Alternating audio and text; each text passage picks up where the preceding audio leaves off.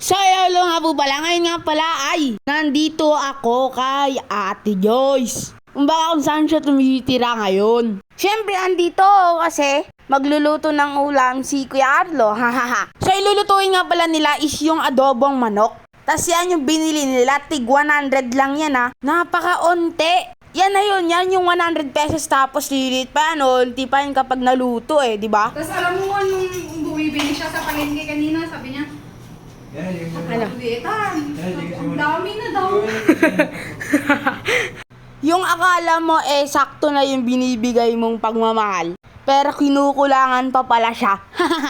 Ang mga babae ay parang adobo. Hindi kompleto kapag hindi tinutoyo. Di ba? Totoo naman. So yan, habang sila may kanya-kanya silang ginagawa, ako nakatayo lang.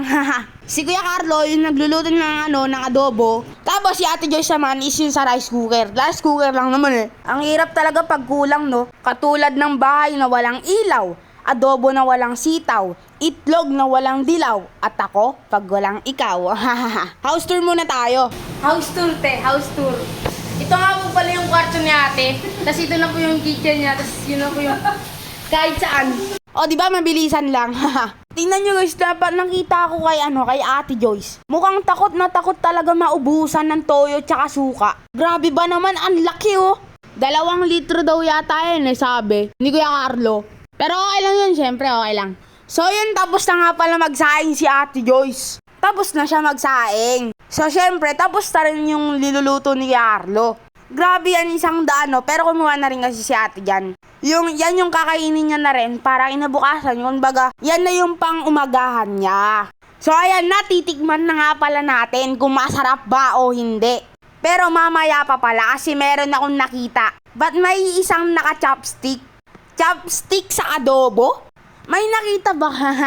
Hindi. Ayan na lang natin. Alam basagan ng trip, gusto niya mag-chopstick Diba, Ate Joyce?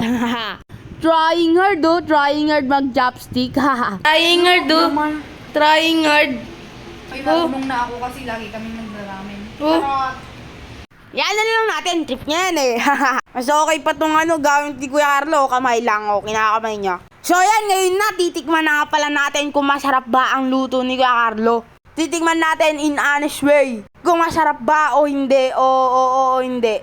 Pero masarap siya, masarap, promise. Legit masarap, promise. Mas masarap pa to kaysa magkaroon ng jowa Siyempre, dahil nasarapan ako, siyempre, mapaparami kain ko. At siyempre, alam niyo na yan, mauubos ko yan. So, ayun, agad dito na lang. Bye-bye. Nabusog na naman ako.